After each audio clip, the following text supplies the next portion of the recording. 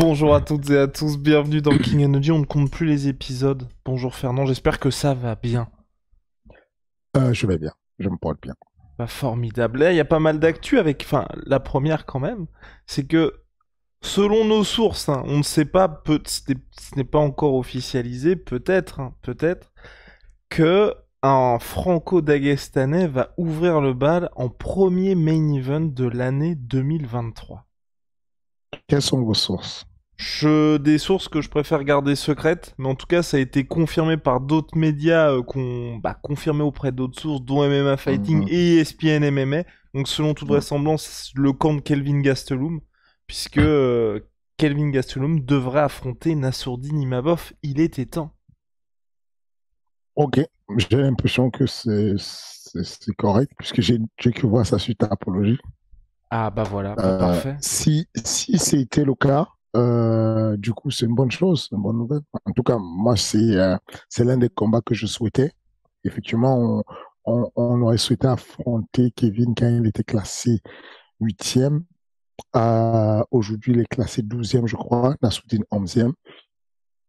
On ne tombe pas en avant en termes de chiffres, mais on tombe en avant en termes de popularité. Je pense que euh, affronter Joachim Buckley, qui avait beaucoup plus de hype que Nassoudine, l'a propulsé un peu sur le devant de la scène, et du coup affronter Kevin Gastelum, ce serait la preuve que l'état de santé entre notre management et l'UFC, c'est quelque chose, on est en forme, c'est bien. Et un premier Et main event, c'est pas anodin ça non va bien. plus. Ah, du tout. C'est la récompense du boulot de Nassourdine. Nassourdine a vraiment mangé son pain noir, comme on dit. Il a gravi il a gravi l'échelle, chaque marche calmement et ça n'a pas été un chemin facile. Le dernier combat qu'il a fait, je tire encore mon chapeau. Beaucoup de blessures. On se disait avant le combat, ce serait un miracle si on gagne, ce serait un miracle, mais voilà, ça a été un miracle, un miracle très dur sur le troisième round, mais très dur de manière explicable. Tu ne peux pas outrageusement dominer sur le, le premier round et vouloir à la fois prendre la montée, déchaîner un grand pound, prendre le dos, essayer de finaliser le combat espérer avoir encore le jeu au troisième. Donc, c'est ce que je lui ai dit, tu vois, à la fin, il était inquiet et puis il me disait, bon, coach, j'ai pas fait ce que je fallait à la fin et tout, j'étais un peu mort. Est-ce que tu penses que... J'ai dit, mais non, tu peux pas avoir un doute. C'est juste que physiologiquement, il y a personne qui envoie une sauce pareille face à un mec comme Buckley qui est tout en force, tout explosif, sans en payer les conséquences. Tu as une quantité d'énergie qui est d'un litre. Tu as juste mis 900 millilitres sur le premier round et il te restait 100 millilitres pour faire deux rounds. Tu fais ce que tu peux. Donc, euh, c'est une bonne récompense après avoir battu Shabazian, après avoir battu qui d'autre Yana Inish. Yann Anish et puis maintenant Joachim Buckley. Je pense que c'est une belle récompense et c'est aussi l'occasion pour l'UFC de préparer le prochain UFC Paris. Mais voilà, parce que c'est la grosse question, c'est qu'en 2021, t'as eu Cyril avec ses 5 combats, si je ne m'abuse. Je crois que Hmm, que je ne me trompe pas, j'espère ne pas dire de bêtises. Quatre quatre combats, combats. autant pour moi, 4 combats. 2023, on se dit que ça va peut-être être l'année de Nassourdine Imavov. Et donc, oui, préparer l'UFC Paris, t'as des infos? Ah. Euh, pas plus que ça, mais j'imagine, je réfléchis et je me dis normalement, si l'UFC décide de venir à Paris, enfin en France, en 2023, en début d'année, il est possible que Surtout il est que monsieur possible vient du sud de la France en plus aussi. Donc, oui. il est possible que sur il est possible que sur la fin d'année 2023, En tout cas, c'est ce que nous on vise. On souhaiterait que Nassoudine, sur la fin d'année 2023, fasse le titre. Et donc, il va falloir bombarder, il va falloir travailler, il va falloir faire un très bon main event. C'est une pression supplémentaire, c'est une responsabilité supplémentaire de voir son visage sur le poster pour la première fois, de voir son nom un peu partout, de jouer le jeu des médias, de voir tous les contenus qui vont être faits à son nom. Genre, tu sais, sur les premiers main events, ils te font un contenu qui s'appelle Rise of Nassoudine Marvel. Et donc, on te remet tout ça, on te met des combats gratuits, ce qu'on appelle des free fights sur YouTube, pour essayer de construire ton image. Donc, il y aura une grosse construction d'image, il y aura une montée en puissance, et en général, quand ils font ça, ça veut dire que tu es passé du côté des main events souvent, et que tu vas probablement te préparer pour que tu puisses servir à un moment donné sur un pay-per-view. À un moment donné, s'il y a un événement pay-per-view à Paname sur 2023, il faudrait des noms forts, des noms puissants. Et donc, ça pourrait être ça la préparation. En tout cas, nous, on travaille dessus, on voudrait vraiment enchaîner rapidement, mais pas avec précipitation, les combats. Et encore une fois, enfin, une fois de plus, le nom de... Je vais me suicider, je te jure. Une fois de plus, le nom de Nassoudine Imavov, le nom de Kevin Gastelum, malgré les défaites qu'il a, résonne comme un nom qui a de l'autorité, un nom qui te propulse dans le top 5 directement et qui te permet d'aller affronter des grands noms. Donc, c'est une bonne chose pour l'UMMA français, c'est une bonne chose pour nous, pour le Management Factory, et c'est une très belle récompense pour Nassoudine Imavov qui bosse comme un fou furieux depuis maintenant 4 ans, sans arrêt, même un peu plus d'ailleurs. Et est-ce que, bah, on va dire pour Nassourdine, mine de rien, il y a eu cette UFC Paris qui a été un succès pour lui. Il y a eu un seul combat pour lui en 2022. Il y a eu beaucoup de pépins physiques. Est-ce que là aussi, pour toi, c'était important justement de dire, parce que t'as toujours cette volonté, même à Nassourdine, je lui avais parlé, t'es en mode, bah, je reste quand même prêt. Là, le fait qu'il y ait eu cette pause et de se dire, bah, là, on a le temps de préparer ce combat-là, on sait qu'il y a cette échéance, c'était aussi ta volonté à toi de dire, là, on va pouvoir soigner tout ça. C'est compliqué. Le capital santé de Nassoudine n'est pas au top du top.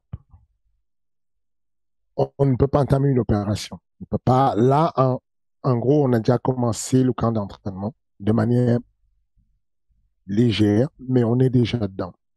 Si on prenait, si on a 2 opérations à faire, si on devait les faire, ça prendrait quand même 3, 4 mois. Donc, en gros, quand l'opportunité s'est présentée, alors que on avait des calendriers d'opérations et de révisions, enfin, grosse révision du moteur, on a décidé euh, d'annuler les opérations, de démarrer de la réathlétisation et de l'entretien autour de toutes les zones abîmées, entretenir pour passer ce combat. Donc, il va falloir passer ce combat dans les conditions de santé qu'il a eues sur le combat de Paris. C'était vraiment de mauvaises conditions de santé. Mais là, on a le temps de les accompagner, de soulager et de renforcer autour des articulations qui sont, euh, qui sont soupçonnées d'être lésées. Voilà ce qu'on va faire. Malheureusement, c'est ça le sport de haut niveau. Et puis, euh, Et puis malheureusement, voilà, ce sont des décisions très difficiles à choisir, mais à chaque fois que vous entrez à l'hôpital, vous y entrez, vous savez comment vous y entrez, vous ne savez pas comment vous sortez. Une opération, c'est quelque chose d'invasif, avec des gros risques de maladies nosocomiales, et donc il faut choisir, faire la bonne décision et se dire, OK, là j'ai la santé, je sais ce que j'ai là, je sais que j'ai telle articulation qui est lésée, ou tel bobo. Mais est-ce que ça m'handicape et ça m'empêche de combattre? Non. Est-ce que ça me diminue? Oui. Est-ce que c'est quelque chose que je peux contrôler? Est-ce que c'est quelque chose sur lequel les kinés, les ostéos, je remercie à Mathieu, je remercie surtout à Azine, qui est là au quotidien. Est-ce que ces personnes-là peuvent accompagner, solidifier et faire les miracles comme ils ont souvent su faire? Je vous rappelle que Sirigan avait la côte cassée 2 semaines avant son combat et qu'on n'avait pas de solution. Pas, pas possible de faire une opération sur la côte. Rien n'était possible. Pas possible de prendre des antidouleurs vraiment efficaces puisque l'USADA empêche qu'on puisse prendre des painkillers. Et donc, seule solution, travailler sur des postures, la respiration, l'attitude, le comportement, modifier la stratégie pour protéger la cage thoracique. Bah, sur le cas de la sourdine, c'est ce qu'on est en train de mettre en place. On s'est dit, on a assez de temps, on ne va pas s'empresser de vouloir rusher l'entraînement dur. On va monter en puissance de manière homéopathique et on va utiliser toutes les formes de d'optimisation de la santé possible qu'on puisse avoir pour que le jour J, on soit sur la période optimale pour Nassoudine et qu'il ait le meilleur rendement possible. Et ensuite, on va essayer de faire un round dur, mais un bon round sur la saison 2023 pour aller chercher le titre. Et à quel moment précisément il y a eu ce changement chez Nassourdine? Est-ce que pour toi ça a été petit à petit? Ou là il y a vraiment, je sais pas moi, un combat, un moment dans toute votre relation sportive où tu t'es dit là, ça y est, il est en train de changer? Parce qu'il y a eu même cette perception-là, même auprès des fans, j'ai l'impression. Il est en train de changer quoi exactement? On parle de quoi? Parce que là, on Bah sort de la en... santé, tu me parles de sa santé qui a ah, changé ou tu me ah, parles de ses compétences, c'est ça, ses aptitudes compétence, physiques et... l'image, là tu vois aujourd'hui il va chez Squeezie pour faire des vidéos, enfin tu sais ça a vraiment, il s'est passé quelque chose. Je pense juste que c'est un petit qui est très intelligent.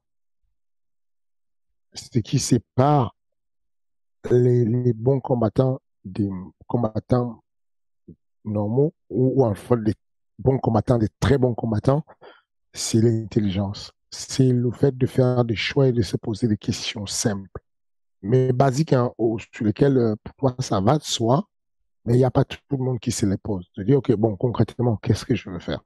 Là, concrètement, je veux faire quoi? OK, si je veux le faire, avec qui je veux le faire? OK, est-ce que je crois à mon entourage tout de suite? Est-ce que j'y crois? Si je veux vraiment y aller, est-ce que j'y crois à fond? Si j'y crois à fond, je mets les batteries. Et donc, il y a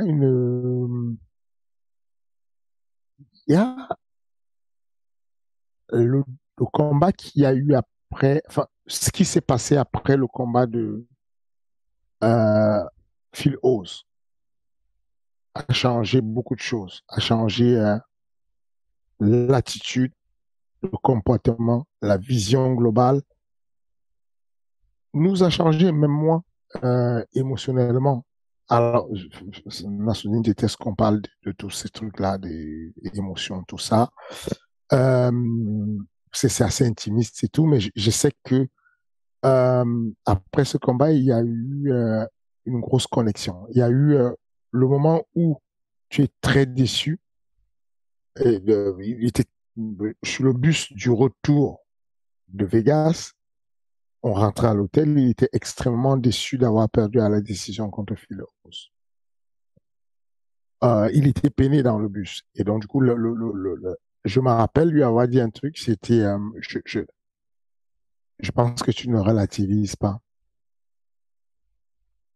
Tu es très jeune et tu as affronté un mec qui est déjà âgé, qui a certainement gagné, mais sur lequel on sait que le plafond est très proche et la marge d'évolution n'est pas là. Tu as perdu, certes, mais avec une très bonne attitude où tu as essayé de gagner. Même à la fin, tu lui as mis un knockdown et il nous a manqué la lisibilité, comment dire, il nous a manqué la vision pour que tu recules. Si tu sortais d'un pas, il tombait tout seul. Il était KO. Mais tu l'as embrassé, il a récupéré. Ce que je te dis là que j'ai vu, le matchmaking l'a vu. Ils savent que c'est sur toi qu'il faut miser. Il y a de la fraîcheur d'un côté, il y a l'évolution, il y a euh, le côté, la complémentarité dans ta manière de connaître le MMA. Et puis, d'un autre côté, il y a des mecs qui rentrent en parallèle avec toi, qui sont déjà âgés, qui sont déjà formatés, comme Philos. C'est pas sur ça qu'on va miser. Je te parie que dans 2 semaines, on oublie ça et tu verras que les choses iront. Tu vas voir que très rapidement, on va te redonner un combat. Très rapidement, on va te donner un combat beaucoup plus intéressant que ça. Et c'est exactement ce qui s'est passé. C'était comme si le, c'était comme si celui qui a perdu le combat a été récompensé. Et je pense que ça a basculé les choses dans la vision globale du combat, dans la vision de la préservation, de se dire, je vais conserver, je vais être très préservé, je vais éviter d'être généreux, je vais moins donner. Non. Il s'est rendu compte il y avait certes le MMA Factory, le Management Factory qui croit en lui, enfin c'est la base, quoi. Sinon il manquerait plus qu'on ne croit pas en lui, alors c'est notre team. Mais il y avait surtout son patron, l'UFC, qui croyait en lui. Yann Anish, ça a été la révélation de dire, OK, je suis, je suis, je suis, je perds, je suis pas bien, mais mon management demande d'un mec comme Yann Anish, top 20, on me le donne, ça veut dire qu'il croit en moi. Derrière, on me donne Chabazian, ça veut dire qu'il croit en moi. Donc cette confiance rentre et tu sens une connexion se passer. En tout cas, moi, euh, je me suis senti complètement bouleversé lors d'une scène avec Aina Swandin où à quelques minutes du combat, on est à peine, on a posé nos valises à la salle d'échauffement et il a fait cette phrase qui m'a mis en larmes, quoi. Genre, littéralement, elle a posé ses mains sur moi et elle m'a dit, OK, coach. Et c'est très difficile parce que quand vous sortez d'une défaite, tout le monde a des doutes. On est serein, on fait comme si on est serein, on est bien, mais il y a des doutes quelque part. Et donc, Nassoudine n'est pas dans ce contact physique ou ce jeu des émotions. Tout ça, il est très sobre, comme il apparaît. Il serait distant, gentil, très disponible, très machin, mais distant. Et là, il a posé ses mains sur mes épaules et il a dit, bon coach, à partir de maintenant, je te donne la télécommande.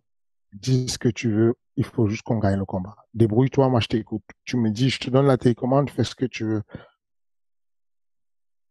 Et ça m'a touché, ça m'a bouleversé. Dans le sens où tu as un jeune il a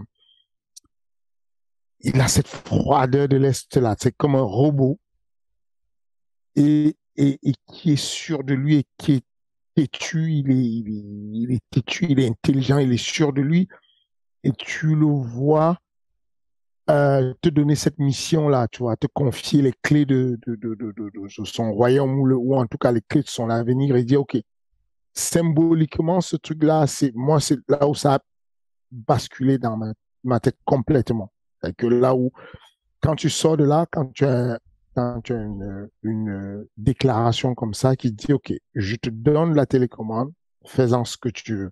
Aujourd'hui, je sais que si je te donne la télécommande, tu vas te débrouiller pour qu'on gagne. Vas-y, je t'écoute. Tu dis A, je fais A. Et j'ai été vraiment bouleversé par ça. Et dès ce jour-là, j'ai l'impression que tout va à la perfection. Il faut que tout, il y a de ce qu'on appelle, le mot qui me vient en tête, c'est la congruence. Il y a de la congruence. Il y a quelque chose qui match complètement là aujourd'hui, on s'est vu aujourd'hui là à la salle. Et donc, je vais vers lui et puis je lui dis, on parlait de, je sais plus de quelques sujets, mais en tout cas, on parle d'un truc et je lui dis, euh, je voulais quand même te prévenir. On a 5 mois devant nous, peut-être 4 mois, 5 mois devant nous, et ça va te mettre sous pression. Tu te dis, j'ai un bon nom, je dois faire à la perfection. Il faut que je donne tout. Je tiens quand même à te dire que ce qui va faire gagner le combat, quand il y a une longue distance, c'est le capital santé, ce n'est pas la performance en elle-même.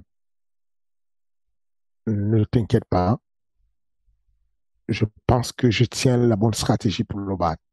Il fait aïe aïe aïe, j'aime quand tu dis ça. Et, et comment te dire, il a compris ce que je veux dire, c'est que j'essaie de lui expliquer, tu es fougueux, tu as faim, comme on a annoncé un grand nom et un main event, tu vas vouloir en faire trop, alors qu'en fait, il faut te préserver. Il y a de fortes chances que si tu te préserves et que tu arrives à l'état actuel, lui se soit blessé parce qu'il a voulu pousser la machine. Il faut être très intelligent de trouver le juste milieu. Et on était même sur une discussion aussi basique en phase. Il me dit, je suis complètement en phase avec toi dessus. C'est exactement ce que je souhaitais faire. C'est exactement comme ça que j'aborde les choses. Je suis tranquille, tu vois, je ne vais même pas embêter pour te dire, bon, c'est quand est-ce qu'on fait ce planning. Enfin, je sais que on va monter en puissance gentiment. Je sais que je dois prendre soin de mes blessures. Je respecte tous les protocoles de réathlétisation et de récupération qu'on me donne, j'optimise tous les trucs de santé et on va y arriver gentiment. C'est voilà. Donc j'ai l'impression que c'est après le combat de Phil Hawes, après cette défaite-là, que Nassoudine est devenu quelqu'un d'autre. Et pour finir sur Nassourdine, ce qu'il a dit lors du live Twitch de Cyril, c'est que justement, face à son dernier adversaire, il avait un peu trop envie, j'ouvre les guillemets, de lui arracher la tête, je ferme les guillemets. Ça, comment tu fais pour justement canaliser Nassourdine aujourd'hui? Est-ce que tu fais appel à un préparateur mental comme tu le fais pour d'autres athlètes? Comment est-ce que ça se passe? Tu ne peux pas vraiment canaliser Nassoudine si s'il ne veut pas que tu le canalises. Tu ne peux pas. Il a l'air posé comme ça, gentil et tout, mais il sait exactement ce qu'il veut. Il est très précis dans sa tête, il est très carré dans sa tête, il a grandi complètement. Tout a grandi au même moment. Son physique a grandi. On en rigolait parce qu'on vient d'accueillir à la salle, comme vous le savez, Azamat, le jeune de 18 ans, qui est 3 fois champion de France de lutte. Et donc, ils s'entraînent beaucoup ensemble. Durant l'entraînement, il y a un transfert. J'aime faire du parrainage. Quand il y a un jeune qui arrive et tout, je vais dire que ton parrain, ça va être Nassoudine pour la boxe, ça va être Nassoudine pour la lutte, ça va être Cyril pour la boxe. Et donc, il a son parrainage. Et dans les discussions, Nassoudine racontait un peu son vécu, son passé. Et, euh, Et, et il lui disait en fait combien de fois il était plein de certitudes et comment il visualisait les choses, comment il s'entraînait avant, le fait qu'il faisait beaucoup trop qu'il n'en fallait. Et, et, et, et moi, quand je suis sur le côté et que je l'entends raconter ce passé, cette expérience, je suis juste en admiration, quoi. Avec le petit que je connaissais il y a quelques temps qui arrivait à 19 ans, il est métamorphosé. C'est un monsieur qui donne des cours avec de la précision, avec des notions, avec des petits détails. Il s'entraîne. Euh, il veut trouver une solution pour montrer à Azamat comment contrôler le gars au sol. Il va élever ses 2 talons. Et donc, Azamat va essayer de se relever, mais du coup, il se retrouve en nécessité de fermeture de buste. Donc, il doit relever son buste de sol. Mais comme ses talons sont élevés, il ne peut pas faire la fermeture. En tout cas, il ne peut pas le faire longtemps. Donc, son dos est là. S'il ramène son dos, il se fatigue, il retombe. Et il dit, voilà, je voulais juste te montrer que tu comprennes que si tu élèves juste les jambes, tu n'auras même pas besoin de m'appuyer au sol. Ça va permettre de te garder au sol. Enfin, pédagogiquement, j'admire ce qu'il fait. Dans la morale, j'admire, il est exemplaire. Dans les conseils qu'il donne, l'attitude qu'il a, il a complètement grandi. C'est que tu parlais de la communication, sur son attitude, les interactions avec les médias, machin, il est complètement dedans. Il a compris beaucoup de choses en l'espace de quelques temps. On parlait de son corps qui se modifie et on disait que Azamat aujourd'hui, on le considère comme on souhaite le mettre à 93 kilos, peut-être même poids lourd. Et en gros, il disait, je pense que tu auras du mal à redescendre, quoi. Tu es à 100 kilos maintenant. Je pense que tu as 18 ans et je pense que quand tu vas arriver à 21 kilos, ton corps il va faire s'est modifié comme le mien. Et moi, je m'obstinais à vouloir faire 77 kilos. Et Lopez me disait, non, il faut que tu montes, il faut que tu montes, tu vas voir. Et puis finalement, aujourd'hui, je ne pense pas que je pourrais faire moins de 84 kilos parce que ton corps, il se modifie, il prend de la masse et tout. Donc, voilà, il a changé complètement et je pense que je ne pense pas que tu puisses le convaincre. Je pense que la première des choses quand tu as envie de convaincre Nassoudine, c'est que tu lui expliques les choses et qu'il puisse adhérer au projet. S'il n'adhère pas au projet, tu perds ton temps, tu ne vas pas l'y amener. Il faut qu'il croie en ton projet, il faut qu'il croie en ce que tu dis. S'il n'est pas d'accord avec ce que tu dis, tu ne vas pas l'y amener. Il ne va pas le faire de toutes les façons. Et, euh, et donc, cette fougue-là qu'il a, et quand il a décidé qu'il y a une personne qui méritait, qui lui arrache la tête, bon chance d'essayer de lui expliquer qu'il ne faut pas lui arracher la tête, quoi. Il va déjà essayer, Mhm. et puis voilà. Mais c'est toujours avec beaucoup de contrôle. Mhm. S'il n'y avait pas eu ce contrôle qu'il a, on est d'accord que le troisième round, il ne le passe pas. Il est au troisième round. Il a donné ce qu'il avait à donner sur le premier round. Il a tout donné. Le mec il tente d'étrangler, il tente de soumettre, il met le grand pound, il l'amène au sol. Bah, c'est dur de récupérer après ça. Je vous ai déjà expliqué les principes de l'effort pour parler simplement à toute personne. C'est de dire que quand vous faites un effort, vous êtes au vert quand vous êtes à l'état naturel de l'effort. Vous forcez, vous montez à l'orange en termes de dépenses d'énergie. L'idéal, si vous voulez récupérer, c'est d'attendre de redescendre au vert pour remonter à l'orange. Si vous continuez alors que vous êtes à l'orange à forcer, vous arrivez au rouge. Et quand vous arrivez au rouge, même si c'est au premier round, vous n'allez plus redescendre. Vous n'allez plus, vous restez dans les tours, vous allez rester en dette d'oxygène, en dette lactique et vous n'allez plus récupérer pour revenir au vert. Et donc, dans la volonté de finaliser euh, très rapidement Joachim Buckley, il est allé jusqu'au rouge. Cette dette d'oxygène, il a pu redescendre légèrement jusqu'à l'orange, mais il n'a plus jamais atteint le vert. Et c'est parce qu'il a le contrôle, l'intelligence qu'il a pu survivre avec des déplacements, des changements de direction sur le troisième round alors qu'il était réservoir à vide.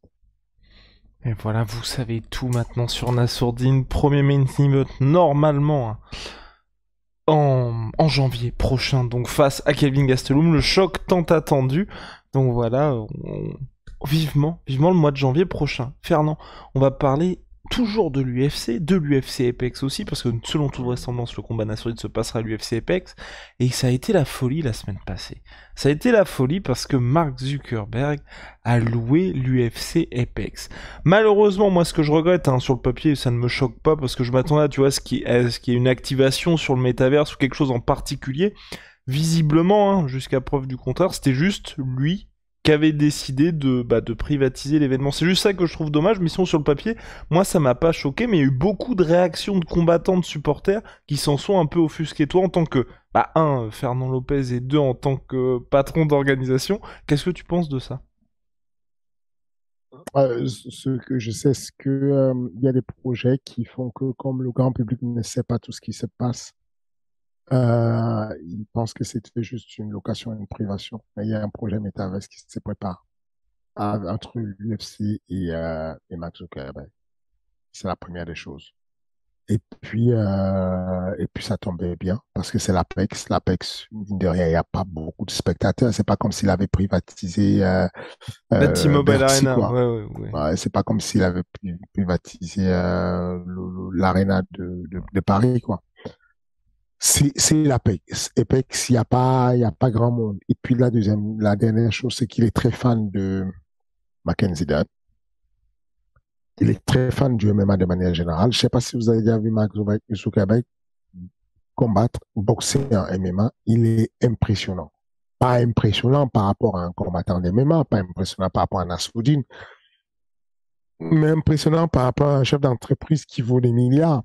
C'est trouver du temps pour apprendre du MMA et avoir le petit level qu'il a, de pouvoir manier toutes les armes, de pouvoir mettre des coups de coude, des coups de points, des high kicks, des lows, des machins, c'est très bien. Même si c'est que du loisir, c'est très bien déjà. Et le tissu du MMA en a besoin. On a besoin des décideurs, des grands décideurs de ce niveau qui aiment le MMA.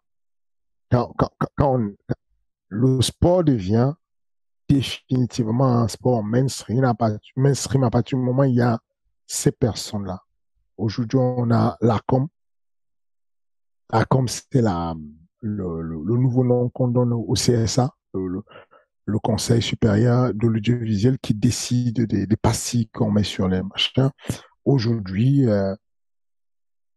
s'il y avait une personne, une décideur, une seule personne qui est amoureuse du MMA dans le bureau de l'ACOM, il est possible que demain, la pastille de moins de 16 ans qui est sur l'UFC saute, sur le MMA saute, et que quand nous diffusons, nous, Ares, sur, à 22h30 sur l'équipe, que la diffusion puisse commencer à 19h, à 18h.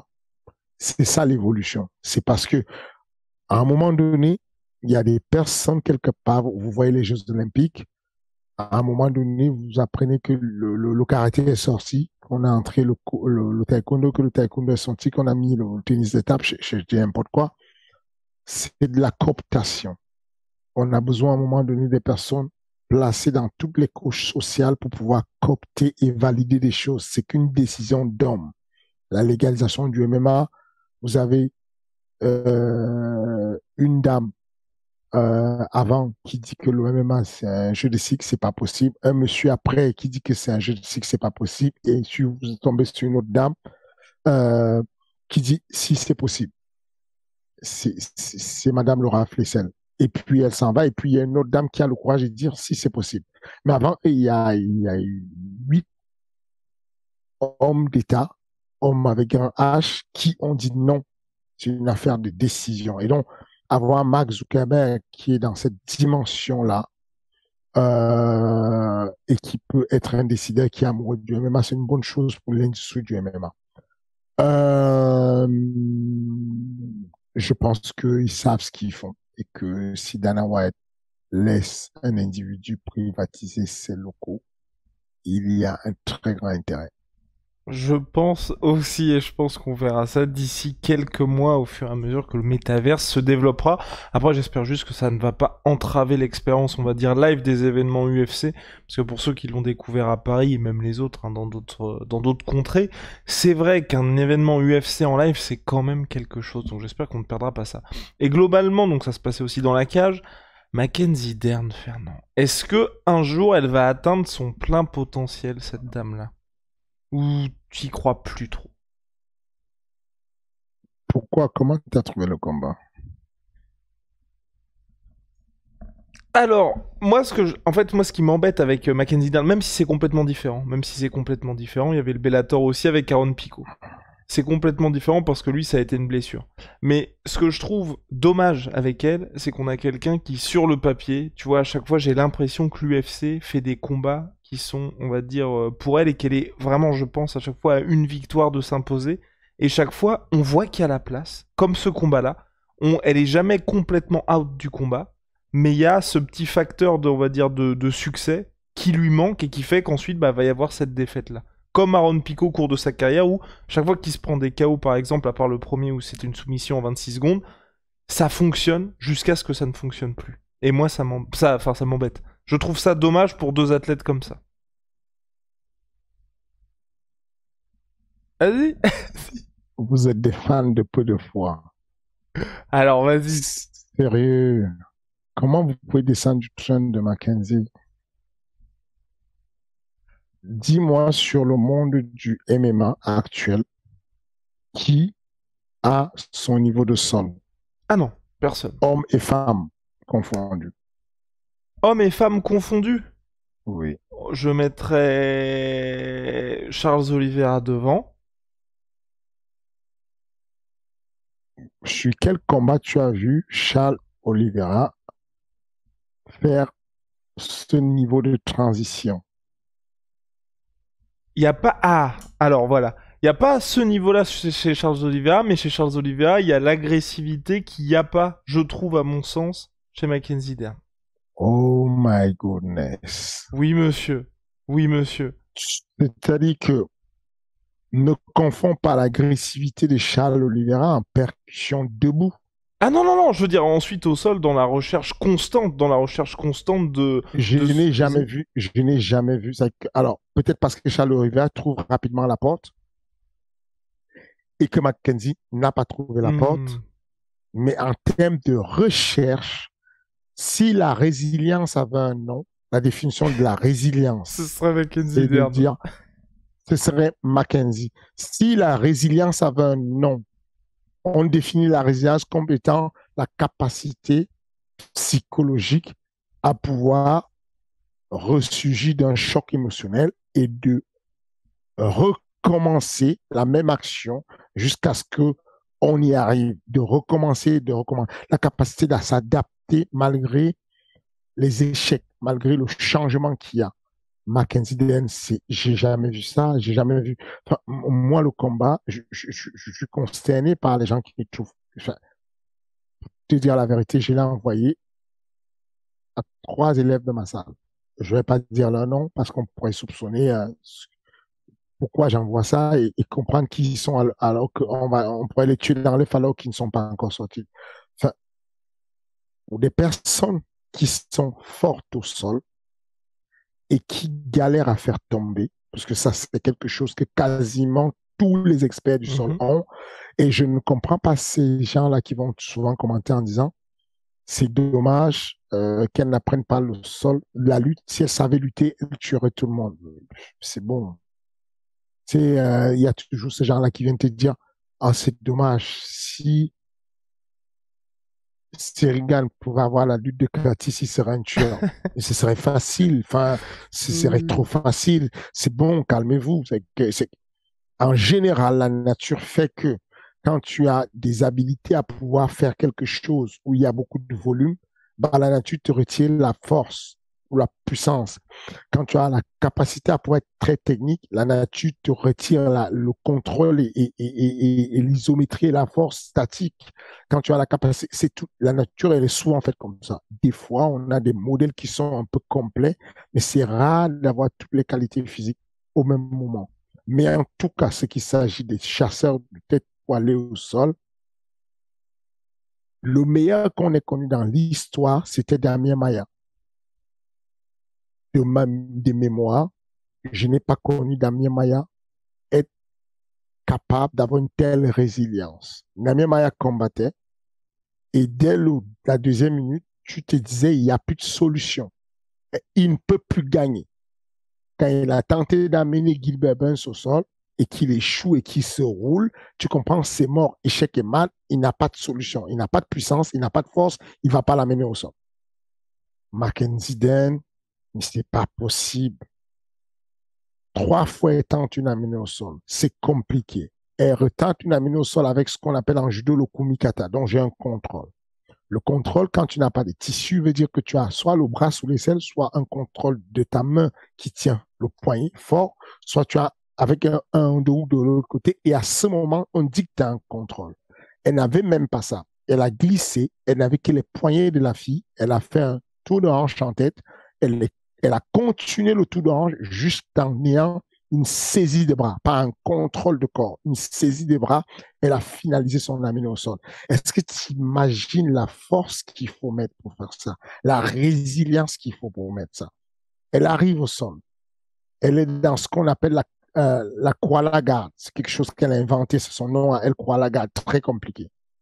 Elle va, si tu observes cette phase-là de sol, c'est terrible. J'ai eu envie de faire le métier que beaucoup de commentateurs font. Il y a un gars de chez toi, Chris Ganache, l'un des meilleurs analystes que j'ai vu en Europe, qui fait une très belle analyse, qui a analysé des trucs sur. L'analyse, il est très précis, il va chercher le détail. Là, quand j'ai vu des phases de ce que faisait cette jeune femme, j'ai voulu analyser pour décrypter ça à ceux qui découvrent ce sport. J'ai voulu leur expliquer le sport. Mais il y a un moment donné, elle essaie de rentrer un pied, mais elle est là, elle rentre son pied comme ça. Et le pied n'est pas passé encore. Et tu vois ses orteils qui grappillent comme ça, pour aller accrocher un crochet de pied. Est-ce que tu imagines un peu, physiologiquement parlant, quand tu es dans un combat aussi intense et que le moindre muscle, les muscles les plus petits de ton corps, les orteils sont en train de gratter de l'espace pour aller chercher à accrocher parce que tu ne veux pas laisser partir ta proie, il y a très, très peu de combattants qui peuvent faire ça. Il y a très peu d'êtres humains qui sont capables de faire ce qu'elle a fait. Donc, alors, en boxe, est-ce qu'elle a beaucoup de choses à améliorer? Oui, elle n'a pas la meilleure boxe du monde. Mais combien de fois on a vu sur la même André Galvao, il a combattu à l'époque. À MMA, il a fait un combat d'MMA. C'est l'un des meilleurs grappleurs, l'un des meilleurs lutteurs. Son truc s'est arrêté à partir du moment où on a croisé Woodley.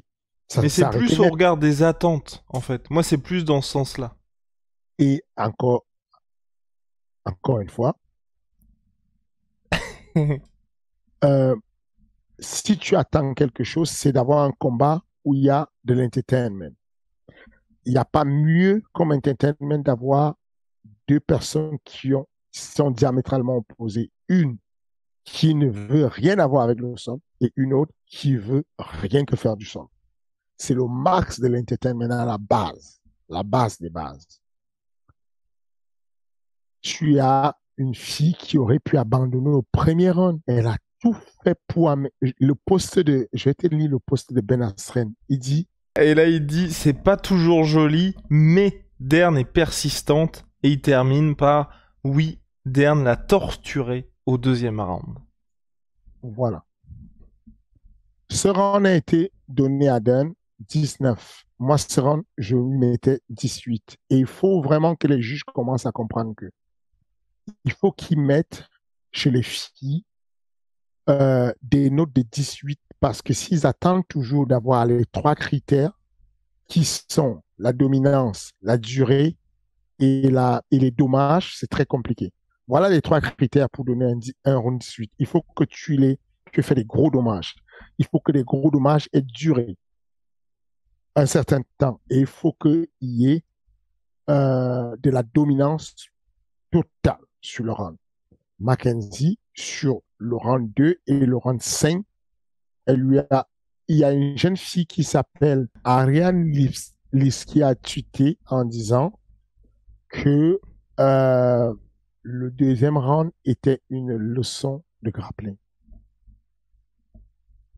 Quand tu as quelqu'un qui a dominé, qui a fait des dommages, elle a envoyé du ground pound sale, mais gros ground pound, enfin, déjà, elle a tout fait pour amener au sol. Elle est tombée dans une position très compliquée. Elle tient la jambe, le dos tout entremêlé. Et sans la sortie arriver. À peine ça sort, elle anticipe sur la seule possibilité de contrôle et de soumission qui s'enchaîne sur l'omoplata. Elle tient et dès qu'elle s'assoit, elle a finalisé l'omoplata, elle tient la hache pour ne pas laisser Yann faire la roulade. Yann qui a capté va se déplacer en latéral de manière latérale comme un crabe pour se poser sur le corps de Mackenzie et empêcher Mackenzie de finaliser son omoplata. Mackenzie va mettre vraiment un effort physique pour surclasser ce problème, renverser la vapeur et pouvoir enchaîner autre chose. Quand elle sent qu'elle a perdu, elle va... Non, elle n'a pas perdu. Elle tient son omoplata, elle va chercher la tête pour aggraver l'omoplata. Elle pointe son genou au sol. Je te le dis tout de suite, si c'est moi en omoplata à ce niveau-là, avec Mackenzie, mon bras, il a sauté depuis une minute. Mais l'hyperlaxité de Yann fait qu'elle survive à ça. Qu'est-ce qu'elle va faire? Pendant qu'elle est sur ce contrôle-là, elle anticipe que ça ne va pas taper, elle va lâcher l'omoplata qui est contrôlé, lâcher la tête, mais tout de suite engager un triangle de bras. Elle verrouille le triangle de bras. Dans la foulée, c'est pour ça que quand tu me dis que l'UFC arrange des combats qui sont des combats où elle doit briller, je ne suis pas d'accord avec toi. Yann Xianon, c'est un problème. À peine elle est sortie du triangle à peine elle est sortie de l'omoplata, qu'elle a placé le triangle de bras dans la foulée, Yann passe ses mains derrière sa jambe, verrouille les deux mains et donc les, utilise l'écartement de ses deux épaules pour libérer la carotide. Du coup, la soumission du triangle de bras ne peut pas marcher. Dans la foulée, Mackenzie va reprendre la montée. Elle va contrôler la tête. Pendant qu'elle contrôle la tête, elle va tenter de déchaîner le grand pound. Yann panique. Dans la foulée, elle enchaîne pour aller prendre la clé de bras. La clé de bras, elle sent que l'autre sort la clé de bras, elle reprend la montée. Mais est-ce que tu as déjà vu un niveau d'enchaînement comme ça? Les séquences qu'on a vues, c'est l'équivalent pour le tennis de voir à Wimbledon les gens s'échanger la balle pendant 14 minutes sans arrêt. Genre la balle, gros match et tout, on met dans des angles, dans des coins, on monte au filet, on ramène en arrière, mais la balle ne s'arrête jamais. C'est ce que moi j'ai vu dans ce match. Oui, on peut redire qu'elle a des lacunes en boxe. Oui, les lacunes, c'est quoi? Elle boxe avec le menton en l'air. Mais qui ne le fait pas? Le dernier combat de Cyril Gane, il a pris un knockdown parce qu'il a levé le menton. Aïe, aïe, aïe. Et pourtant c'est l'un des meilleurs boxeurs de l'UFC, Cyril Gane. Donc, ce que je veux dire, c'est qu'il y aura toujours des choses à améliorer. Son niveau de takedown, combien de fois les gens échouent sur les takedowns? Alors, les gens attendent tellement qu'elle score le takedown qu'ils ne se rendent pas compte que le takedown à l'UFC n'est pas quelque chose de facile. Combien de fois tu regardes des matchs où il y a deux hommes ou deux femmes qui essayent de s'amener au sol et ça s'annule, il n'y a pas une seule amenée au sol. Elle a scoré trois grosses amenées au sol. Elle a ultra dominé sur le round 2 et le round 5. Debout, elle a envoyé des cacahuètes. Elle a montré de la résilience. Ah oui, elle a ça pris c'est des clair. coups, elle a pris des coups qui auraient découragé n'importe qui sur la planète. Ben, même Elle a contre continué à Marina avancer. Rodriguez, hein, ça avait été aussi violent. Voilà. Donc, si tu veux, moi, j'ai l'impression que le train de Mackenzie est juste en train de prendre de l'élan et qu'il n'a même pas encore démarré. Ok. Parce qu'en fait, moi, c'était surtout ça. C'est ce que je trouve dommage, hein, mine de rien, pour Mackenzie Dern, c'est que dès 2017, c'était dans nos prospects de l'année, tu vois. J'avais d'énormes attentes pour Mackenzie Dern. Et malheureusement, c'est vrai qu'il y a cette défaite contre Amanda Ribas, défaite contre Marina Rodriguez, le retour contre Teixeira Torres qui est pas flamboyant, et là, cette défaite pour Attends, j'aimerais bien te voir aller faire un bébé, faire un retour, et on en discute. Non mais je sais, non mais je sais, pardon, que c'est énormément compliqué et que c'est une véritable performance, hein, parce que c'est même ah oh j'oublie son nom, Karaté Oti, qui elle aussi voulait donc a eu son enfant et qui voulait devenir la première championne UFC, Ben oui, mais ben oui. en ayant été mère, qui est une performance immense, mais c'est plus au regard en fait des attentes que je trouve que la bascule, voilà, n'a Est-ce pas qu'il été ne faite faut pour donc ça. pas, est-ce qu'il ne faut donc pas se dire qu'on attend trop de certains jeunes à un moment donné? Est-ce qu'il ne faut pas se dire que, bon, ok, si je vais, elle a quel âge maintenant? Je ne me rappelle pas de son âge. Là, elle a aujourd'hui, tac, tac, tac, tac, tac, je te retrouve ça, elle a 29 ans. Ok, Mackenzie Dern pourrait combattre pour les 10 prochaines années sans prendre la retraite. Mhm. Je suis promoteur sportif. Je ne vois pas comment Dana White peut la virer et laisser Olenik combattre. Ah oui, non, c'est clair. Ah oui, non, non, non, Et que non, oui. Olenik, c'est une catastrophe.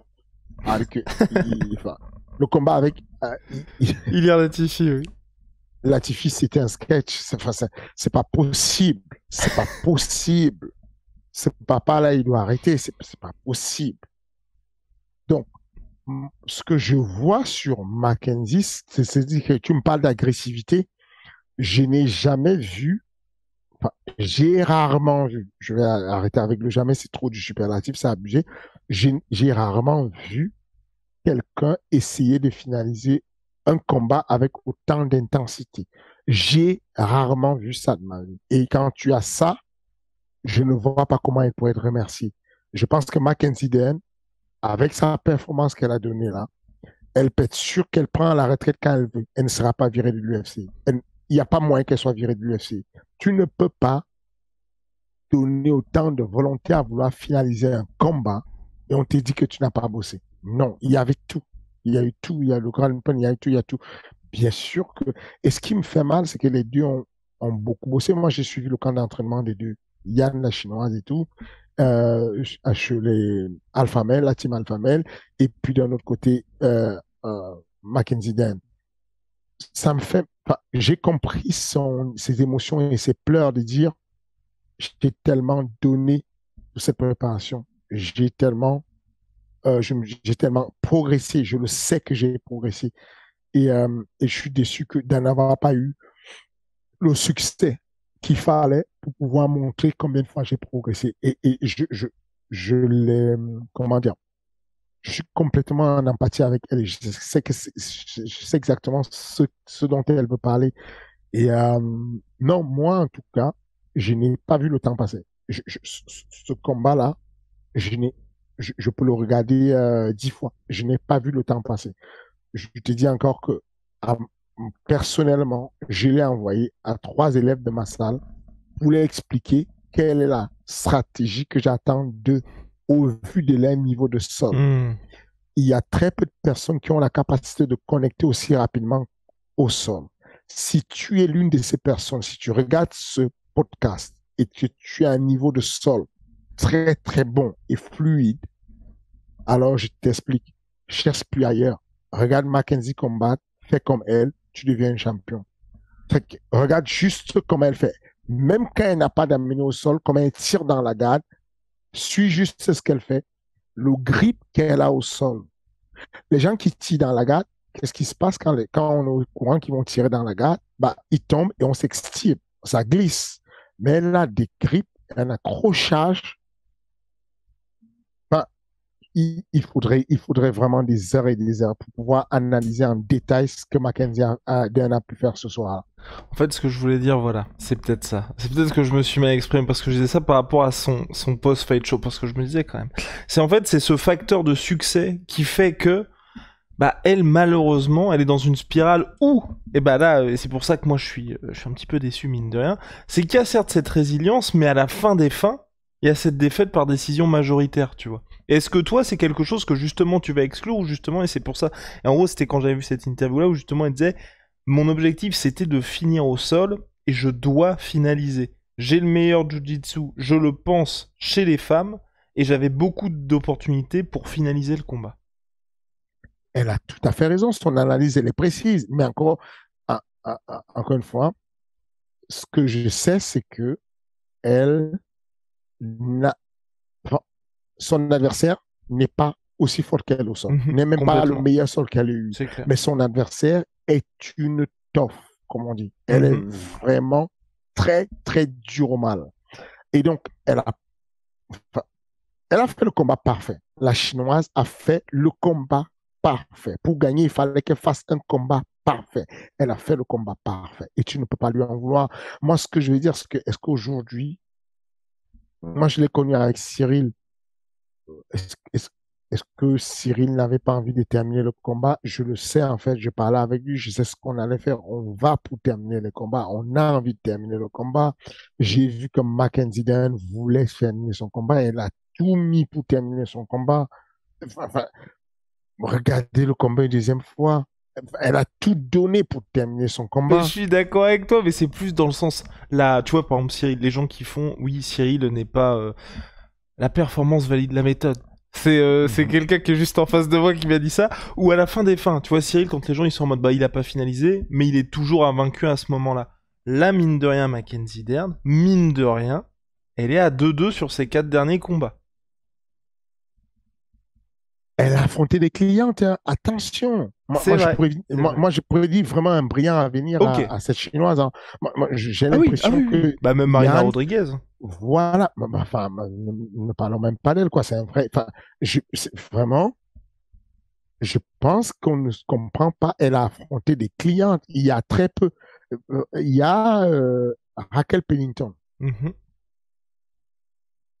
Tu as vu le tweet qu'elle a mis? Raquel Pennington, elle dit Tisha Torres va certainement je pourrais être frappé par Tisha Torres si elle voit ce message, mais je suis vraiment fan de Mackenzie.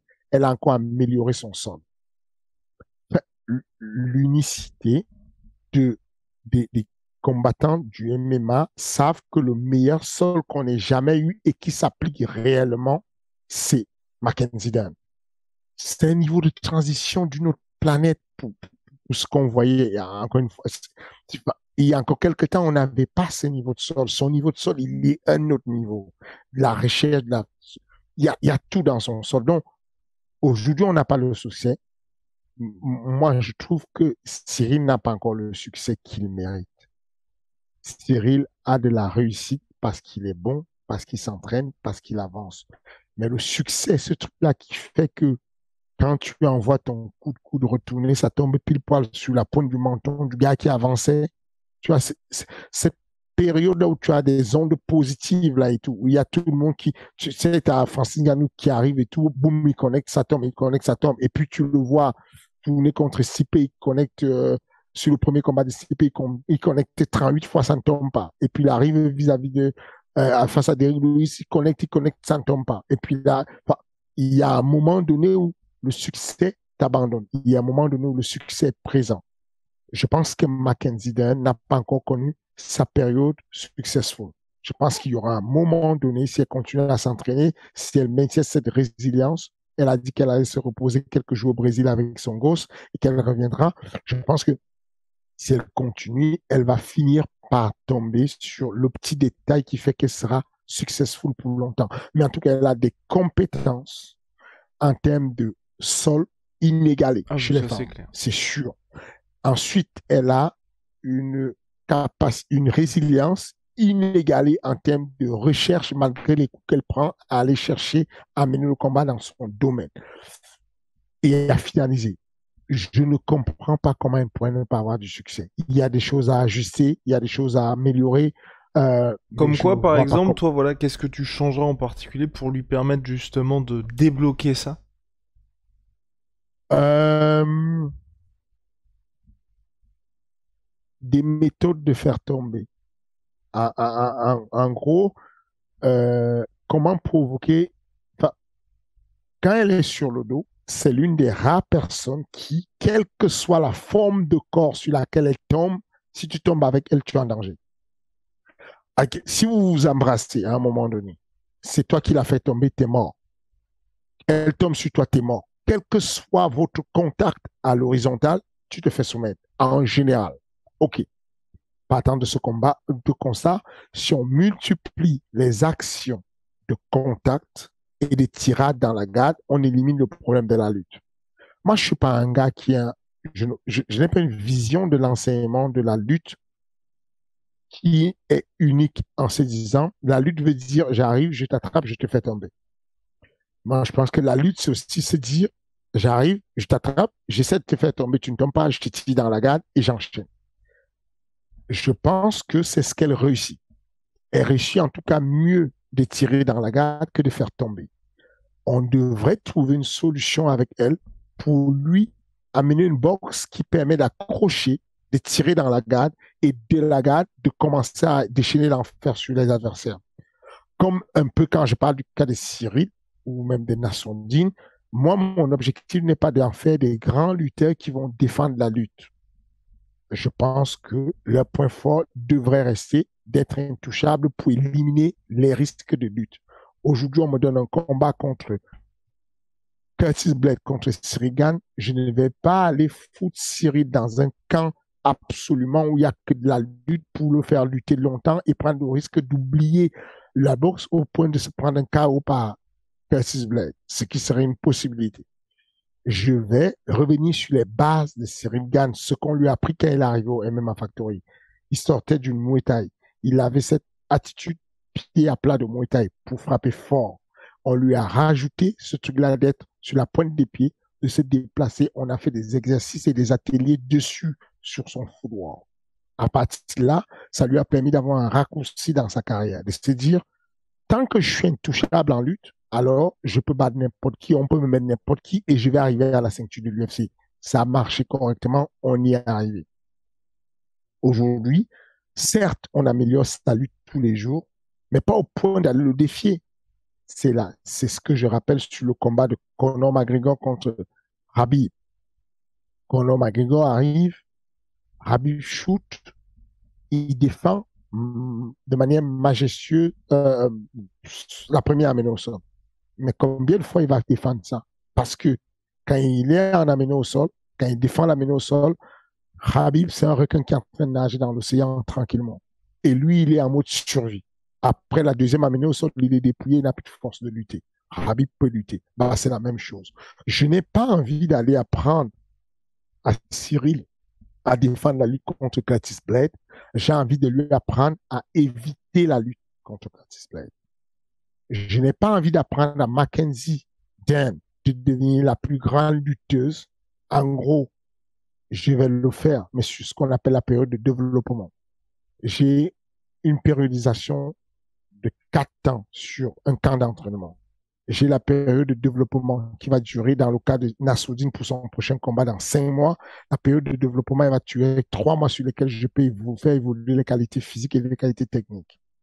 Ensuite, je vais arriver dans la période de stabilisation où je vais ralentir les qualités physiques pour ne pas le fatiguer. Ensuite, je vais arriver dans la période d'affûtage où je vais ralentir et revenir sur la stratégie de base qui est toucher sans être touché. Je lui ai appris la lutte pendant très longtemps.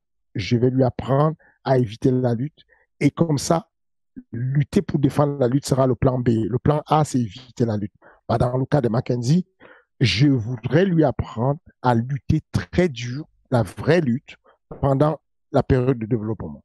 Quand on arrive à la période de stabilisation et d'affûtage, je vais lui apprendre à faire le plan A, qui est je boxe n'importe comment pour arriver au contact, je tire dans la garde, et si jamais il arrive que la tirade dans la garde ne marche pas, j'ai encore mon jockey qui est de lutter pour de bon et faire la vraie lutte que j'aurais appris pendant la période de développement.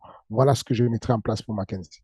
Et ben voilà, réponse d'ici quelques mois, peut-être qu'elle va écouter cet épisode de King and the Jig, vous verrez les ajustements apportés par Mackenzie Dern. Encore faudrait-il que tu lui mettes la version anglaise et qu'il y ait des sous-titres déjà. Oui, oui, oui, oui, oui. Ça arrivera, ça arrivera plus tôt que vous ne le pensez. En tout cas, on a terminé le King, c'est terminé pour nous là cette semaine. Encore un épisode extrêmement riche. Petit point quand même réclame, c'est que Harris Fighting Championship revient début novembre, puis en décembre. Ça va être la folie. On a déjà parlé de la carte de novembre la semaine dernière. Fernand a teasé quelque chose pour le mois de décembre. Ça risque de vraiment choquer la planète. Ça risque vraiment de choquer la planète MMA, hein. Planète MMA. En tout cas, les 2 derniers événements, moi je suis très content parce qu'il y a du bad blood, il y a des ceintures, tout ce que vous voulez voir dans des événements en France, vous les aurez. En plus, il y a des petits jeunes prometteurs aussi, c'est bien parce que comme ça vous permet de vous dire, bah moi j'étais là avant que les gars soient à l'UFC, donc c'est très bien. Et donc les places sont toujours disponibles et c'est dans le lien sur le commentaire épinglé. Bah voilà, à la semaine prochaine, monsieur. Yes, merci infiniment. Et à vos clics, si vous ne l'avez pas encore fait, abonnez-vous, la cloche, un petit commentaire, un like, c'est toujours ça. Il faut qu'ils aillent chercher 1 million, la sueur. Et puis on se dit à la semaine prochaine. Encore merci infiniment à la majorité silencieuse.